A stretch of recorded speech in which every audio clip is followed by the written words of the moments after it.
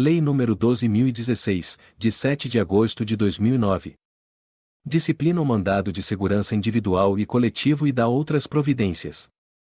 O Presidente da República faço saber que o Congresso Nacional decreta e eu sanciono a seguinte lei. Artigo 1º.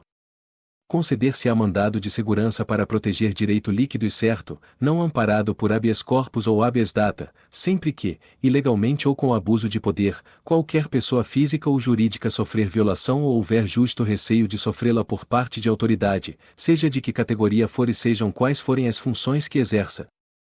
Parágrafo 1º. Equiparam-se as autoridades, para os efeitos desta lei, os representantes ou órgãos de partidos políticos e os administradores de entidades autárquicas, bem como os dirigentes de pessoas jurídicas ou as pessoas naturais no exercício de atribuições do poder público, somente no que disser respeito a essas atribuições. Parágrafo 2º. Não cabe mandado de segurança contra os atos de gestão comercial praticados pelos administradores de empresas públicas, de sociedade de economia mista e de concessionárias de serviço público. Parágrafo 3º. Quando o direito ameaçado ou violado couber a várias pessoas, qualquer delas poderá requerer o mandado de segurança. Artigo 2º. Considerar-se-á federal a autoridade coatora se as consequências de ordem patrimonial do ato contra o qual se requer o mandado houverem de ser suportadas pela União ou entidade por ela controlada. Artigo 3º. O titular de direito líquido e certo decorrente de direito, em condições idênticas, de terceiro poderá impetrar mandado de segurança a favor do direito originário, se o seu titular não o fizer, no prazo de 30 dias, quando notificado judicialmente. Parágrafo único. O exercício do direito previsto no caput deste artigo submete-se ao prazo fixado no artigo 23 desta lei, contado da notificação. Artigo 4º. Em caso de urgência, é permitido, observados os requisitos legais, impetrar mandado de segurança por telegrama, radiograma, fax ou outro meio eletrônico de autenticidade comprovada. Parágrafo 1º. Poderá o juiz, em caso de urgência, notificar a autoridade por telegrama, radiograma ou outro meio que assegure a autenticidade do documento e a imediata ciência pela autoridade. Parágrafo 2º. O texto original da petição deverá ser apresentado nos 5 dias úteis seguintes. Parágrafo 3º. Para os fins deste artigo, em se tratando de documento eletrônico, serão observadas as regras da Infraestrutura de Chaves Públicas Brasileira, ICP Brasil. Artigo 5º.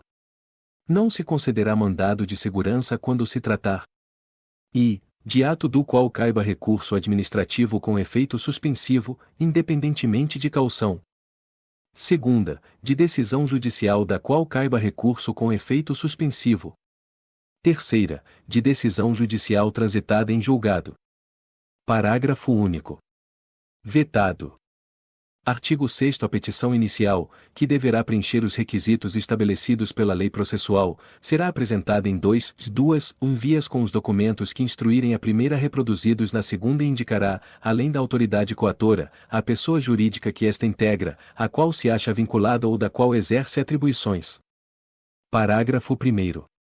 No caso em que o documento necessário à prova do alegado se ache em repartição ou estabelecimento público ou em poder de autoridade que se recuse a fornecê-lo por certidão ou de terceiro, o juiz ordenará, preliminarmente, por ofício, a exibição desse documento em original ou em cópia autêntica e marcará, para o cumprimento da ordem, o prazo de 10 dias.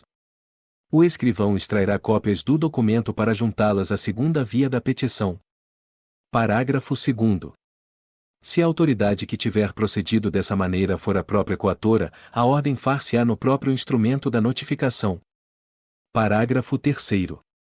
Considera-se autoridade coatora aquela que tenha praticado o ato impugnado ou da qual emane a ordem para sua prática. Parágrafo 4º. Vetado. Parágrafo 5º.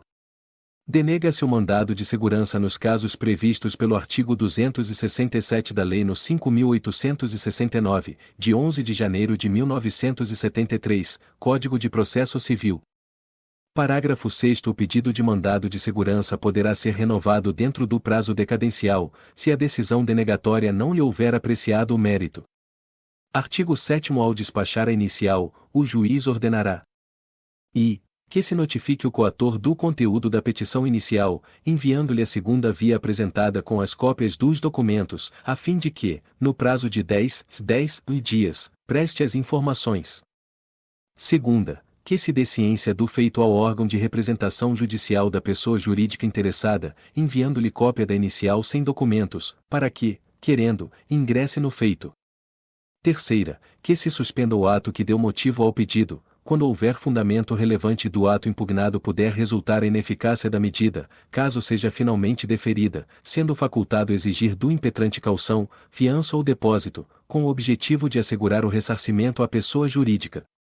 Parágrafo 1º. Da decisão do juiz de primeiro grau que conceder ou denegar a liminar caberá agravo de instrumento, observado o disposto na Lei no 5.869, de 11 de janeiro de 1973, Código de Processo Civil. Parágrafo 2º.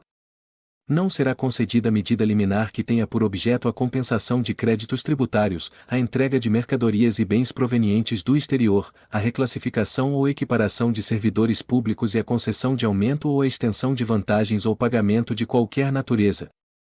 Parágrafo 3º. Os efeitos da medida liminar, salvo se revogada ou cassada, persistirão até a prolação da sentença.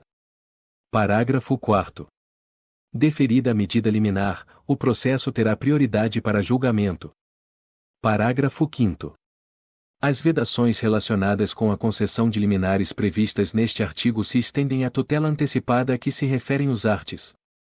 273 e 461 da Lei no 5.869, de 11 de janeiro de 1973, Código de Processo Civil. Artigo 8º. Será decretada a perempção ou caducidade da medida liminar ex officio ou a requerimento do Ministério Público quando, concedida a medida, o impetrante criar obstáculo ao normal andamento do processo ou deixar de promover, por mais de 3 dias úteis, os atos e as diligências que lhe cumprirem. Artigo 9. As autoridades administrativas, no prazo de 48 horas da notificação da medida liminar, remeterão ao Ministério ou órgão a que se acham subordinadas e ao Advogado-Geral da União ou a quem tiver a representação judicial da União, do Estado, do município ou da entidade apontada como coator a cópia autenticada do mandado notificatório, assim como indicações e elementos outros necessários às providências a serem tomadas para a eventual suspensão da medida e defesa do ato apontado como ilegal ou abusivo de poder. Artigo 10. A inicial será desde logo indeferida, por decisão motivada, quando não for o caso de mandado de segurança ou lhe faltar algum dos requisitos legais ou quando decorrido o prazo legal para a impetração. Parágrafo 1º. Do indeferimento da inicial pelo juiz de primeiro grau caberá apelação e, quando a competência para o julgamento do mandado de segurança couber originariamente a um dos tribunais, do ato do relator caberá agravo para o órgão competente do tribunal que integre. Parágrafo 2º. O ingresso de litisconsorte ativo não será admitido após o despacho da petição inicial. Artigo 11. Feitas as notificações, o serventuário em cujo cartório corra o feito juntará aos autos cópia autêntica dos ofícios endereçados ao coator e ao órgão de representação judicial da pessoa jurídica interessada, bem como a prova da entrega a estes ou da sua recusa em aceitá-los ou dar recibo e, no caso do artigo 4º desta lei, a comprovação da remessa. Artigo 12. Fim do prazo a que se refere o inciso I do caput do artigo 7º desta lei, o juiz ouvirá o representante do Ministério Público, que opinará, dentro do prazo improrrogável de 10 dias. Parágrafo único. Com ou sem o parecer do Ministério Público, os autos serão conclusos ao juiz, para decisão, a qual deverá ser necessariamente proferida em 30 dias.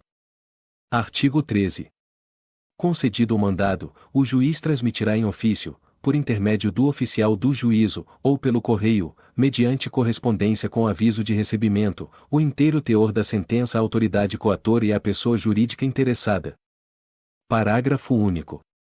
Em caso de urgência, poderá o juiz observar o disposto no artigo 4º desta lei. Artigo 14. Da sentença, denegando ou concedendo o mandado, cabe apelação. Parágrafo 1º. Concedida a segurança, a sentença estará sujeita obrigatoriamente ao duplo grau de jurisdição. Parágrafo 2º. Estende-se à autoridade coatora o direito de recorrer. Parágrafo 3º.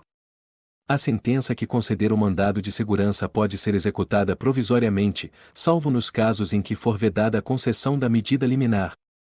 Parágrafo 4º. O pagamento de vencimentos e vantagens pecuniárias assegurados em sentença concessiva de mandado de segurança a servidor público da administração direta ou autárquica federal, estadual e municipal somente será efetuado relativamente às prestações que se vencerem a contar da data do ajuizamento da inicial. Artigo 15. Quando, a requerimento de pessoa jurídica de direito público interessada ou do Ministério Público e para evitar grave lesão à ordem, à saúde, à segurança e à economia públicas, o presidente do tribunal ao qual couber o conhecimento do respectivo recurso suspender, em decisão fundamentada, a execução da liminar e da sentença, dessa decisão caberá agravo, sem efeito suspensivo, no prazo de 5 dias, que será levado a julgamento na sessão seguinte à sua interposição. Parágrafo 1º. Indeferido o pedido de suspensão ou provido o agravo a que se refere o caput deste artigo, caberá novo pedido de suspensão ao presidente do tribunal competente para conhecer de eventual recurso especial ou extraordinário. Parágrafo 2º. É cabível também o pedido de suspensão a que se refere o parágrafo 1º deste artigo, quando negado provimento a agravo de instrumento interposto contra a liminar a que se refere este artigo. Parágrafo 3º. A interposição de agravo de instrumento contra a liminar concedida nas ações movidas contra o poder público e seus agentes não prejudica nem condiciona o julgamento do pedido de suspensão a que se refere este artigo. Parágrafo 4º. O presidente do tribunal poderá conferir ao pedido efeito suspensivo liminar se constatar, em juízo prévio, a plausibilidade do direito invocado e a urgência na concessão da medida. Parágrafo 5º. As liminares cujo objeto seja idêntico poderão ser suspensas em uma única decisão, podendo o presidente do tribunal estender os efeitos da suspensão a liminares supervenientes, mediante simples aditamento do pedido original. Artigo 16. Nos casos de competência originária dos tribunais, caberá ao relator a instrução do processo, sendo assegurada a defesa oral na sessão do julgamento do mérito ou do pedido liminar. Parágrafo único. Da decisão do relator que conceder ou denegar a medida liminar caberá agravo ao órgão competente do tribunal que integre. Artigo 17. Nas decisões proferidas em mandado de segurança e nos respectivos recursos, quando não publicado, no prazo de 30 dias, contado da data do julgamento, o acórdão será substituído pelas respectivas notas taquigráficas, independentemente de revisão. Artigo 18. Das decisões em mandado de segurança proferidas em única instância pelos tribunais cabe recurso especial e extraordinário, nos casos legalmente previstos, e recurso ordinário, quando a ordem for denegada. Artigo 19. A sentença ou acórdão que denegar mandado de segurança, sem decidir o mérito, não impedirá que o requerente, por ação própria, pleiteie os seus direitos e os respectivos efeitos patrimoniais. Artigo 20. Os processos de mandado de segurança e os respectivos recursos terão prioridade sobre todos os atos judiciais, salvo habeas corpus. Parágrafo 1º. Na instância superior, deverão ser levados a julgamento na primeira sessão que se seguir a data em que forem conclusos ao relator. Parágrafo 2º. O prazo para a conclusão dos autos não poderá exceder de 5 dias. Artigo 21. O mandado de segurança coletivo pode ser impetrado por partido político com representação no Congresso Nacional, na defesa de seus interesses legítimos relativos a seus integrantes ou à finalidade partidária, ou por organização sindical, entidade de classe ou associação legalmente constituída e em funcionamento há, pelo menos, um ano, em defesa de direitos líquidos e certos da totalidade, ou de parte, dos seus membros ou associados, na forma dos seus estatutos e desde que pertinentes às suas finalidades, dispensada, para tanto, autorização especial. Parágrafo único. Os direitos protegidos pelo mandado de segurança coletivo podem ser coletivos, assim entendidos, para efeito desta lei, os transindividuais, de natureza indivisível, de que seja titular grupo ou categoria de pessoas ligadas entre si ou com a parte contrária por uma relação jurídica básica. Segunda, individuais homogêneos, assim entendidos, para efeito desta lei, os decorrentes de origem comum e da atividade ou situação específica da totalidade ou de parte dos associados ou membros do impetrante. Artigo 22. No mandado de segurança coletivo, a sentença fará coisa julgada limitadamente aos membros do grupo ou categoria substituídos pelo impetrante. Parágrafo 1º. O mandado de segurança coletivo não induz litispendência para as ações individuais, mas os efeitos da coisa julgada não beneficiarão o impetrante a título individual se não requerer a desistência de seu mandado de segurança no prazo de 30 dias a contar da ciência comprovada da impetração da segurança coletiva. Parágrafo 2º. No mandado de segurança coletivo, a liminar só poderá ser concedida após audiência do representante judicial da pessoa jurídica de direito público, que deverá se pronunciar no prazo de 72 horas. Artigo 23.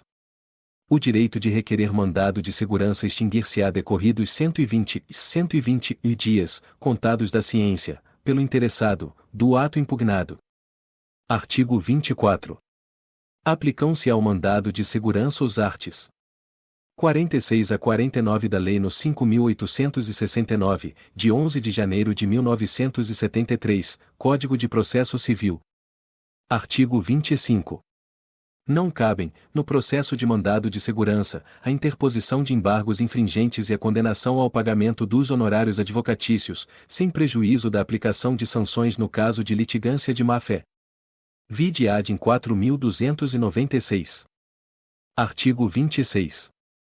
Constitui crime de desobediência, nos termos do artigo 330 do Decreto-Lei nº 2848, de 7 de dezembro de 1940, o não cumprimento das decisões proferidas em mandado de segurança, sem prejuízo das sanções administrativas e da aplicação da Lei nº 1079, de 10 de abril de 1950, quando cabíveis.